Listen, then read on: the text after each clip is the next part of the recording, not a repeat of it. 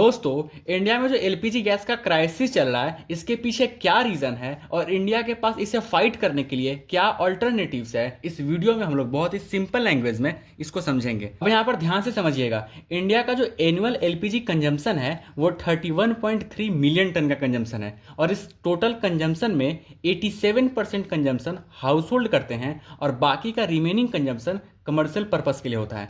अब दोस्तों यहाँ पर सबसे जरूरी समझने वाली बात यह है, इंडिया का जो एलपीजी गैस का टोटल रिक्वायरमेंट है उसका 62% रिक्वायरमेंट इंडिया इंपोर्ट के थ्रू पूरा करता है, मतलब दूसरे देशों से गैस को मंगाता है एलपीजी गैस को। और इंडिया वर्ल्ड का सेकंड लार्जेस्ट इंपोर्टर है एलपीजी गैस का। अब इंडिया जितना इंपोर्ट करता है ना, उसका 90% इंपोर्ट स्टेट ऑफ हॉर्मूज के थ्रू होता है। मतलब इंडिया जितना भी एलपीजी गैस मंगाता है उसका 90% जो गैस है वो ईरान और ओमान के बीच में जो सी रूट है इसके थ्रू आता है। और अभी वॉर के वजह से ईरान ने इसी रूट को ब्लॉक कर दिया है, जिसके वजह से इंडिया का जो टोटल इंपोर्ट है उसका जो 90% है वो अभी रुक गया है। दोस्तों, यही है एलपीजी गैस के क्राइसिस के पीछे का सबसे बड़ा रीजन। और इंडिया जो सबसे ज़्यादा जो एलपीजी गैस मंगाता था वो कतर, यूएई और सऊदी अरेबिया से मंगाता था और ये सारे कंट्रीज इसी रूट से भेजते थे, जो अभी के टाइम पे वार की वजह से ब्लॉक हो गया है।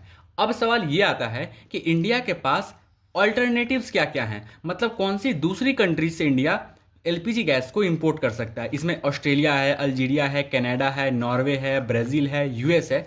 लेकिन इन कंट्रीज के साथ प्रॉब्लम ये है ना कि बहुत ज़्यादा टाइम लगेगा ट्रांसपोर्टेशन करने में। जैसे अगर ब्राज़ील से इंडिया अगर इंपोर्ट करता है तो 25 to 45 डेज लगेंगे, यूएस से इंपोर्ट करता है तो कम से कम 45 डेज लगेंगे। मतलब इंडिया को अगर एलपीजी गैस इन कंट्रीज से मंगाना है तो बहुत ज़्यादा टाइम तक वेट करना पड़ेगा और ट्रांसपोर्टेशन का भी चार्ज बहुत ज़्यादा लगेगा। और दोस्तों, अगर आपको ये एलपीजी गैस का क्राइसिस बहुत ही सिंपल लैंग्वेज में समझ में आ गया हो तो हमें सपोर्ट करने के लिए फॉलो कर लीजिए। Thank you so much.